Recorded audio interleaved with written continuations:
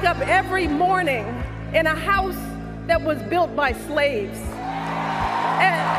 What does the disgusting DNC and a French priest killed by ISIS have in common? Plenty. While performing morning mass, Jacques Hamel, Catholic priest, and 2 nuns were held hostage for roughly an hour and viciously attacked in a church in Normandy, France. The 2 attackers, one of them followed by police for over a year and a half, brutally slit the priest's throat and seriously injured the nun. As the Telegraph reports, both of the attackers shouted Daesh, which is the actual name for ISIS, ISIL, IS, or whatever it is the mind-controlling politicians would have us all call it. And right on schedule, French President Hollande offered more vague statements about declaring war on terrorism, saying, "Today we must be aware that the terrorists will not give up as long as we don't stop them. That's our will, and that's what we are doing tirelessly." While Marine Le Pen, president of the far-right National Party of France, observed, "The responsibility of all those who have governed us for over 30 years is immense. To watch them talking is revolting." This attack follows the Bastille Day horror in Nice, France. Clearly, France is under attack, as is Germany after a recent wave of jihad attacks in Bavaria. But German Chancellor Angela Merkel will hear none of that, as Bloomberg reported. Government spokeswoman Ulrike Demmer told reporters on Monday the 4 assaults don't offer a clear picture about motives.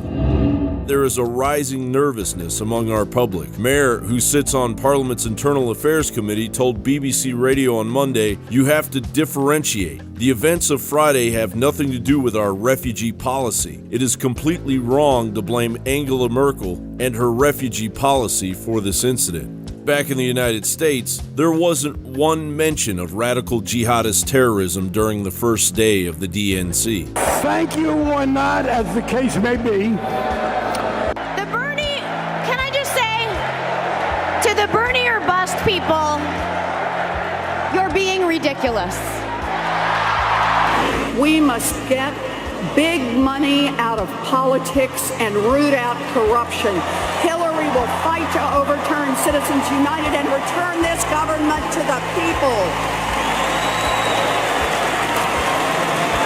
If you believe that America must work for all of us, not just for the rich and powerful. We have got to elect Hillary Clinton and Tim Kaine.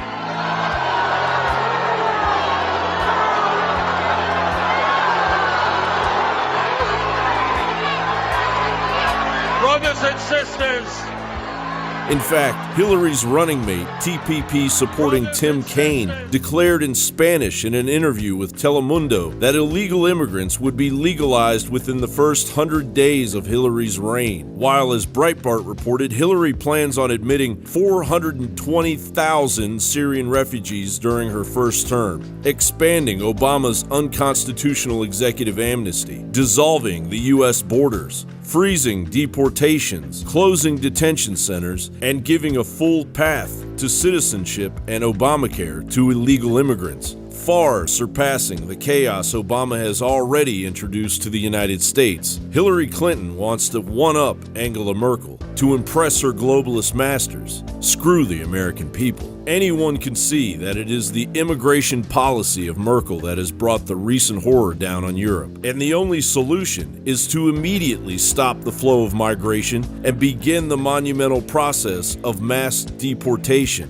This is jihad by immigration, or al-Hijra, as it is known by Muslims. Who in their right mind would allow a hostile enemy to move their soldiers and their families into their country? Now is it crystal clear why there was no mention of ISIS during the first night of the Democratic National Convention? John Bound for Infowars.com.